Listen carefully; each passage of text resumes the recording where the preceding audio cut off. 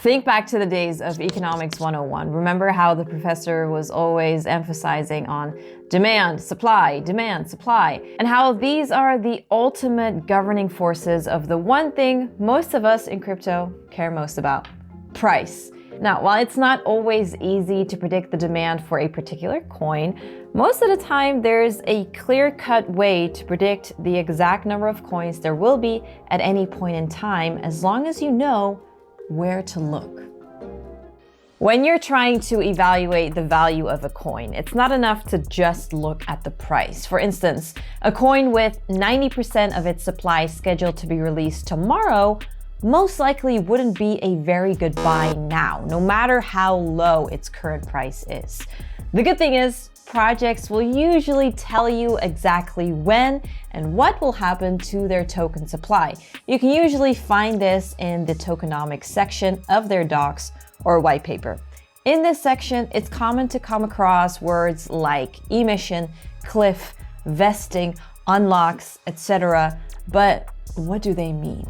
Okay, so first, the term emission or emission rate refers to how often new coins are minted or created. For instance, ETH emission after the merge is roughly 1,700 ETH per day.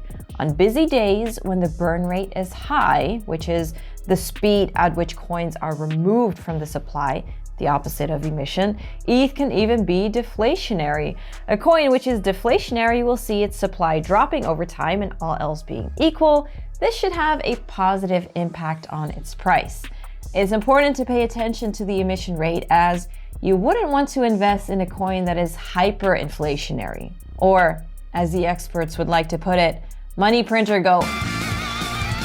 Another main highlight of tokenomics is the unlock schedule. So when a project raises funds through a token sale, the tokens sold to the early investors and allocated to team members are usually locked or vested. So locked tokens means that they're not immediately released, and instead there will be numerous intervals in which they are unlocked and then distributed to these holders. So this helps to ensure that the interests of these members and investors are all aligned towards the betterment of the project. Because imagine having a large portion of your investments locked with a project. You'd be much more motivated to make sure that the project does well, right? Now, when it comes to unlocks, there are usually two portions: cliff and vesting.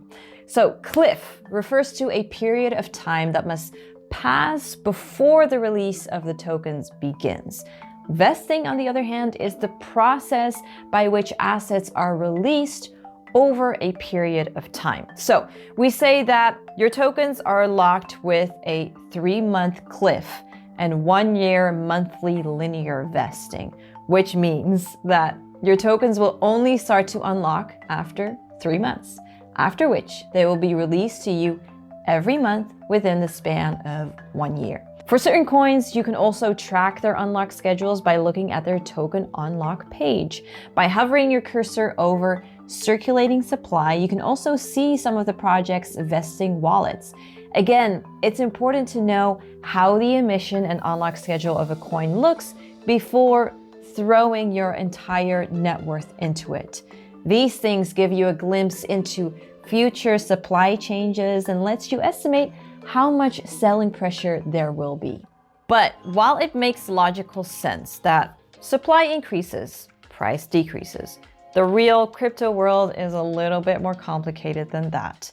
In certain cases, some unlocks can even be seen as bullish unlocks, which can cause the price to soar instead. So how in the world does this happen? Okay, so picture this guy right here. Let's call him Adam. Invested in the private sale of a DeFi project at the price of 1 cent. His tokens are locked for 1 year, but 2 months in, the token is already trading at a price of $1. Now, Adam here, he's already pretty happy with his returns. In fact, he'd be more than happy if he could just sell his locked tokens for just 80 cents. So he goes to his friend Judy, who's willing to buy Adam's locked tokens for 80 cents. They get some of their lawyer friends in to draft out agreements and whatnots so that Adam will be contractually obligated to transfer these locked tokens to Judy once they're unlocked, and all of a sudden, for a price of 80 cents, Judy is now the new owner of these tokens.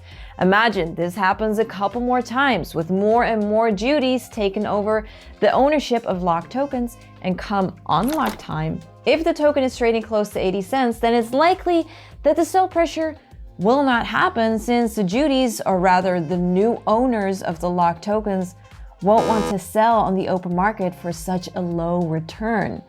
This can also be a positive outlook for the market in general, since the atoms with weak hands have sold to investors with the conviction to buy locked tokens, the Judys of the world.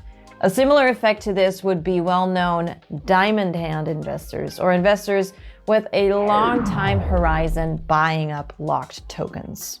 In short, crypto valuations can be a tricky affair, and although looking at their tokenomics and supply changes can go a long way in helping you make better investment decisions, there are many other factors that need to be considered too, such as demand for the coin and whether it has any utility or product market fit. How is the project's value relative to its competitors? Does it have any potential to catch up, or is it already overvalued? Well, you can learn more about tokenomics by checking out our previous video right here. And also remember, geckos, always DYOR and ape responsibly.